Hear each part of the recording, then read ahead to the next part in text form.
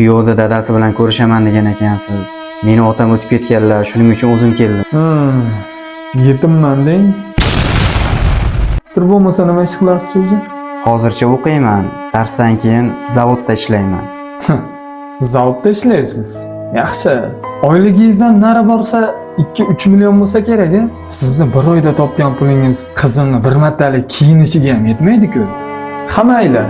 Qizimni ko'ngli bor ekan, birgina shart bilan senga qizimni berishim mumkin. Ham bo'lsa, meni uyimga ichki yo'l bo'lib kelasan. Kelgan kuningoq onangni unutasan. Men sizni tushundim. Men onamni tanladim. Sevgimdan kechdim. Hali erkagini omadi bilan o'ynashni ko'rsatib qo'yaman bularga.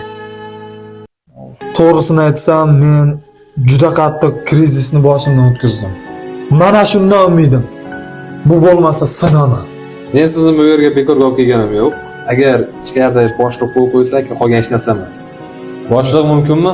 Duolaringiz sabab omad quchog'ini ochib, davru davronim keldi, yo'qchiliklari qochib. Aslida siz ekansiz, mening baxtu omadim.